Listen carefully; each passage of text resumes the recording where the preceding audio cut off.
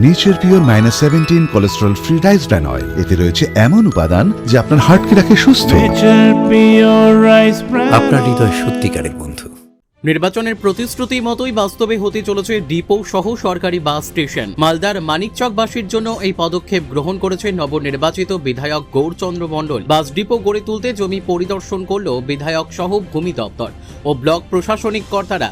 মানিকচক ব্লকের মথুরাপুর এলাকায় এই বাস ডিপো গড়ে তোলা হবে বলে স্পষ্ট করেছেন বিধায়ক গৌরচন্দ্র মণ্ডল। সেই লক্ষ্যে মথুরাপুর জগন্নাথ মোড় সংলগ্ন এলাকায় সরকারি জমি পরিদর্শন করা হয়। বিধায়ক ছাড়াও ছিলেন আরটিও মালদা অনুপম চক্রবর্তী, রাজ্যের ট্রান্সপোর্ট ডিপার্টমেন্টের কর্তা মানবেন্দ্র মণ্ডল সহ ব্লক প্রশাসনের আধিকারিকরা।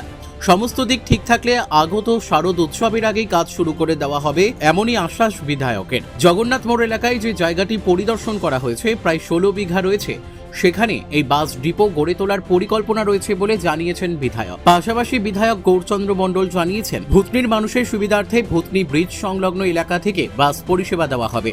দ্রুত সমস্ত কাগজপত্র সঠিক হয়ে গেলে কথা মতো বাস্তবে কাজ করা হবে বলে দাবি তার। মানিকচকের বিধানসভার মানুষ ভরসা আস্থা রেখেছে। ডাবল ইঞ্জিনের সরকার রয়েছে, জনপ্রিয় মুখ্যমন্ত্রী আমাদের শুভেন্দু অধিকারী মহাশয় বলে গেছেন, আমাদের একটা ইস্তাহার ছিল মানিকচকবাসীর জন্য যে এই কাজগুলো করব।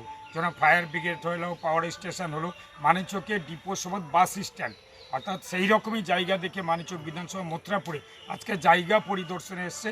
আমাদের আরটিও অনুপম বাবু আছে, আমাদের জয়েন্ট বিডিও সাহেব আছে, পুলিশ আধিকারিক আছে। যৌথ উদ্যোগে আমাদের আজকে এই জমি পরিদর্শন হলো।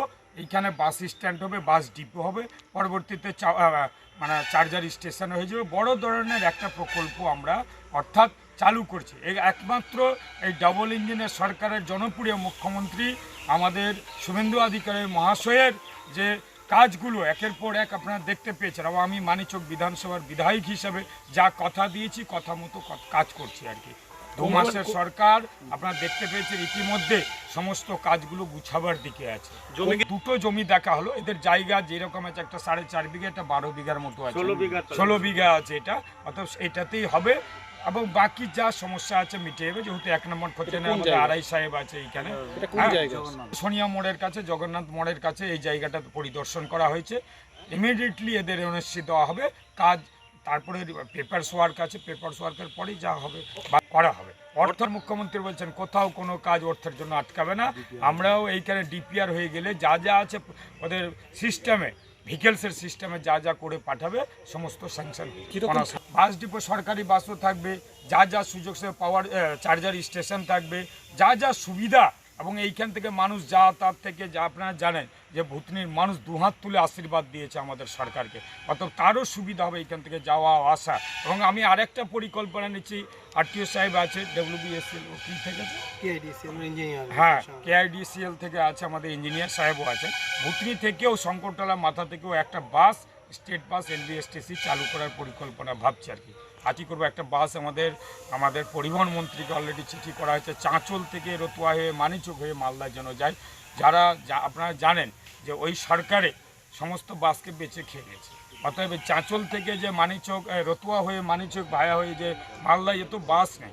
আমাদের সরকার ঘোষণা করেছেন, ডাবল ইঞ্জিনের সরকার, যে মহিলারা বাসে ফ্রি ভ্রমণ করতে পারবে, তার জন্য সেটাও চাপ দেওয়া হচ্ছে। পাশাপাশি আমাদের এইখানে যে বাস স্ট্যান্ড হবে, বাস ডিপো হবে, এর জন্য মানিকচক বাসের প্রচুর সুবিধা হবে। পুজোতে শুরু হয়ে যাবে, যা পেপারস ওয়ার্ক ঠিক হয়ে গেলে কাজ শুরু হয়ে যাবে।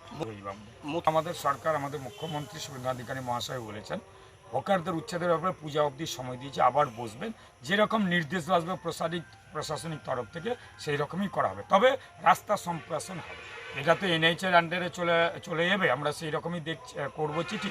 অথবা রাস্তা পুরোদমে সম্প্রসারণ হবে, পিডব্লিউ দখল করে কেউ থাকতে পারেন, তার পিছনের জায়গা আছে করবে, কিন্তু ইনক্লোজমেন্টগুলো যেসব আছে পিডব্লিউ, সেইগুলো তো রাস্তা সম্প্রসারণ হলে অটোমেটিক সরে যেতে হবে।